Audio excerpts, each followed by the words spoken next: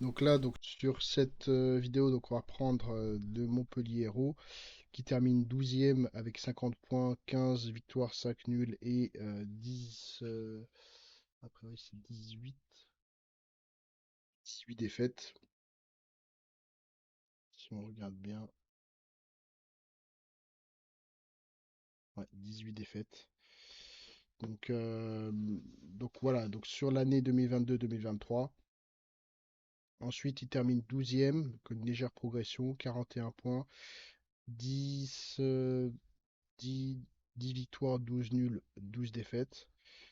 Donc assez bonne situation tout de même, hein, voilà. Alors, pourtant, on a donc une valorisation qui est assez faible en fait au final, 97 millions, un taille d'effectif moyen 25, un âge plutôt, on va dire âgé, 25,9, un joueur étranger 52%, avec l'immanquable Michel Zarkarian, donc il est toujours là.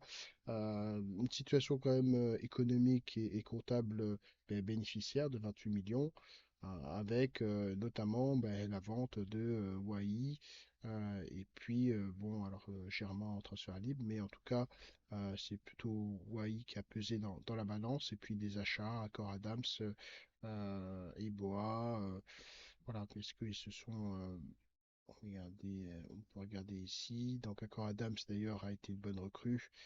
On a aussi, donc évidemment, Savanier qui est présent un peu partout, on va dire. Tamari aussi qui s'est bien exprimé en tout cas sur cette année.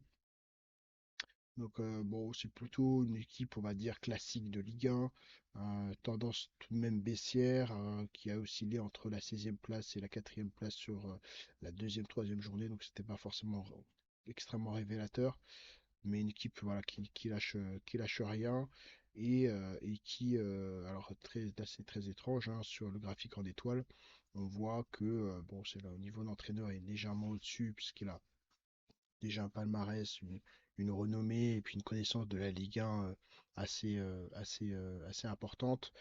Donc voilà, légèrement au-dessus de la moyenne. Et après, on se retrouve en dessous de la moyenne sur quasi l'ensemble des domaines, hein, que ce soit l'équipe, l'émotion, la dynamique et le classement.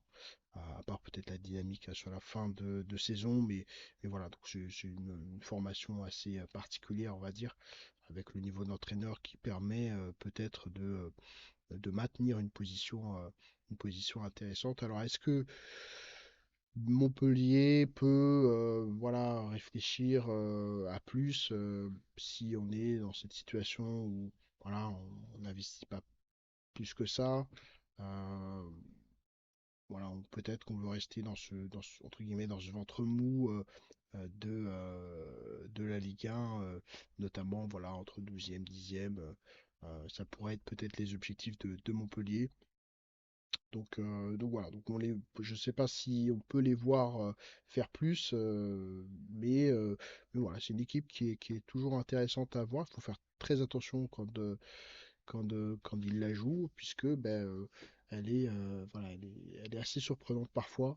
Elle lâche rien, donc non, c'est une équipe aussi intéressante à regarder, qui produit un jeu bah, euh, peut-être un peu différent des autres parfois, mais un jeu plus physique aussi.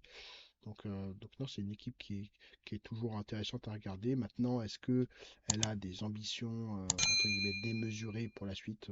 On ne sait pas trop, mais en tout cas sur cette année, c'est plutôt des résultats qui sont tout à fait satisfaisants.